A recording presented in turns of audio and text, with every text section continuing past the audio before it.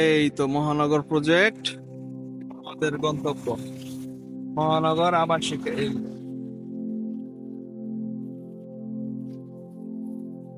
সারা সকাল অনেক আবু তাবুল ঘুরে অবশেষে চলে এসেছি এই রামপুরার মহানগর প্রজেক্টের গেটের সামনে।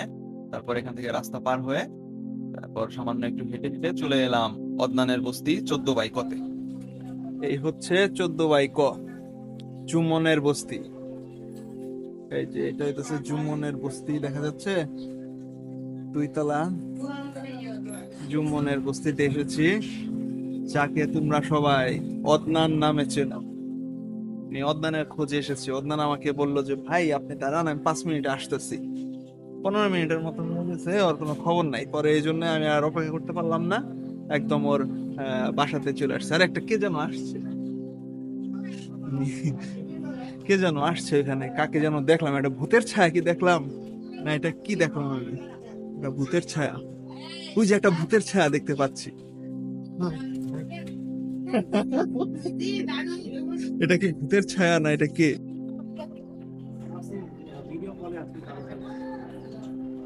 এই যে অদনান ওর ফিতা বাঁধছে। অদনান এইখানে কি থাকো নাকি কোথায়, এখানে কোথায় থাকো? হুম, এই অবস্থাতে তুমি কিভাবে বাইচে আছো? তোমার লাগে না? কি পরিস্থিতি, ভাঙাচোরা কি অবস্থা?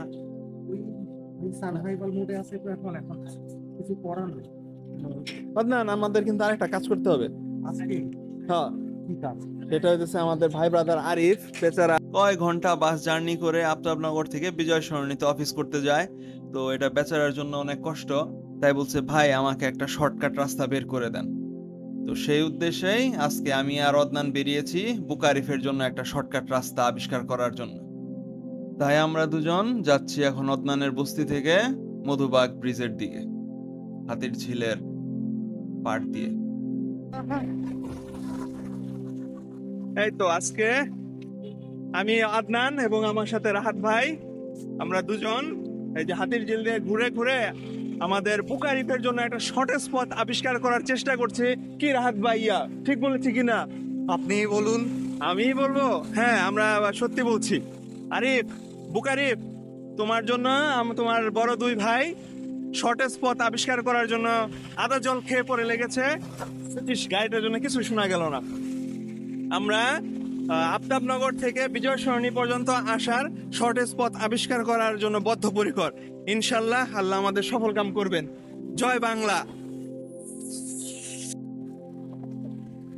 আমরা এখন আছি হাতির ঝিলের কয় নম্বর ব্রিজ? এটা 3 নম্বর ব্রিজ বা মধুবাগ ব্রিজও বলা হয়। এই যে সকালে এরকম একটা নৌকাতে করে আমি এটা নিচ দিয়ে গেছি। চমৎকার দৃশ্য। সকালে অনেক কুয়াশা ছিল, এখন তো কুয়াশা বেলা বাড়তেছে দেখে কুয়াশা একটু কমছে। আর এই তো খুবই সুন্দর দৃশ্য।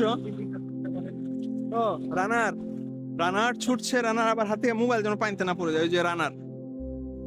তারপরে এই যে এখানে আরো দুইটা সরকারি ভবন, হ্যাঁ সড়ক ভবন, আর জানি কি কি ভবন, কানে শুধু এগুলার ছবি তুলে। এই যে হাতির ঝিল।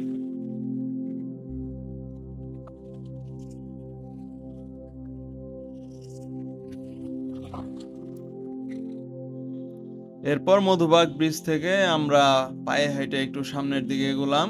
সামনে হচ্ছে রানার, রানারের সামনে থেকে একটা রিক্সা নিলাম। রিক্সাতে করে আমরা হচ্ছে এই তেজগাঁও বিজয় সরণি যে লিংক রোডটা আছে, ওভারব্রিজ, সেটার মাথায় গিয়ে থামলাম। সেখানে আর কি রিক্সা থেকে নেমে তারপরে হচ্ছে ব্রিজটা পায়ে হাইটে আবার বিজয় সরণিতে পৌঁছে গেলাম। আমি গেছি ভাইয়া। আমি আর আদনান আমরা এই যে রিক্সায় করে রানারের সামনে থেকে বিজয় সরণিতে আসতেছি, বুঝছো? এটা হচ্ছে প্রুফ, তুমি যদি বিশ্বাস না করো।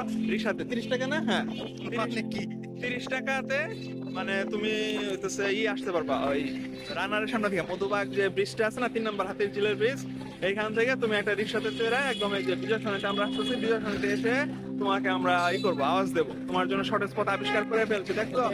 সমরিতা মেডিকেলের সামনে? আরে সরমিতা এখানে কেন? সমরিতা না, পান্থপথ মেডিকেল কলেজ যেটা, হসপিটাল মেডিকেল কলেজ। আচ্ছা। ব্রিজের সামনে রিক্সা থেকে নেমে আমরা আবার প্রায় 1100 মিটারের মতো রাস্তা পায়ে হেঁটে বিজয় সরণিতে গিয়ে অপেক্ষা করলাম বুকারিফের জন্য।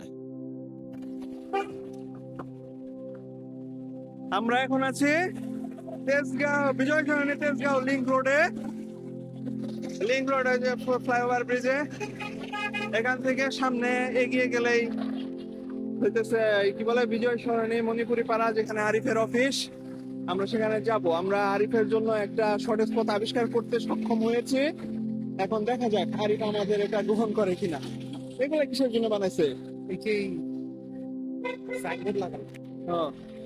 ওই যে এটা হচ্ছে আর টিভি আর হইতেছে 52 একই সাথে দুইটা ন্যাচেলের অফিস। ওই যে পিঙ্ক কালারের বিল্ডিং। হ্যাঁ, পিঙ্ক কালারের যে বিল্ডিংটা, এটা সকালে এটা নিচ দিয়ে আমি হেঁটে গেলাম। আবার হাঁটতে হাঁটতে দ্য সার্কেল ইজ কমপ্লিট।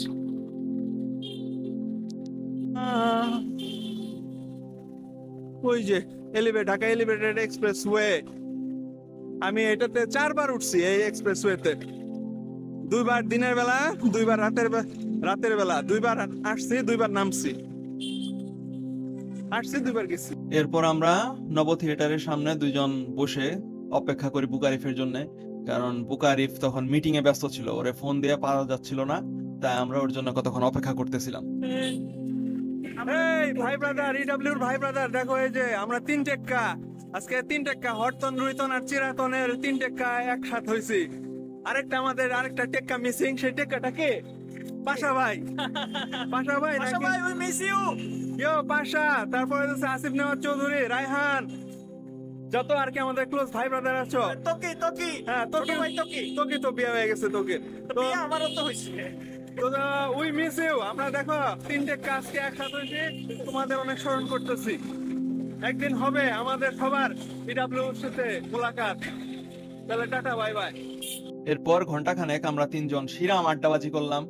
আড্ডাবাজি আমাদের ফুরায় না। এরপর আমরা বিজয় সরণির এই বিমানের সামনে কয়টা সেলফি তুলে যে যার মতো তিনজন তিন দিকে চলে গেলাম। আজকের দিনটা 13ই জানুয়ারি আসলে একটা স্মরণীয়, মেমোরেবল একটা দিন। সেই সকাল 10:30টার সময়, মানে 10:30টার আগ দিয়ে আর কি বাসা থেকে বের হয়েছিলাম। এরপর বাসা থেকে ঘুরতে ঘুরতে তেজগাঁও শিল্পাঞ্চল দিয়ে ঘুরে, তারপর হাতিরঝিলে নৌকা ভ্রমণ করে, তারপর হচ্ছে বনশ্রী, রামপুরা, তারপর আফতাবনগর, ইস্ট ওয়েস্ট থেকে আবার হাতিরঝিল দিয়ে হাঁটতে হাঁটতে মহানগর প্রজেক্ট, রামপুরা, সেখান থেকে আবার হেঁটে বিজয় সরণিতে আইসা তারপর আরিফের সাথে দেখা করে আড্ডাবাজি করে আমরা যে যার মতো এখন বাসায় ফিরে যেতেছি। সেই 10:30 থেকে এখন প্রায় বিকেল 3:45 বাজে। 5 ঘন্টার মতো অনেক ঘোরাঘুরি হইলো। আজকের দিনটা আসলেই মেমোরেবল, আমার কাছে স্মরণীয় হয়ে থাকবে।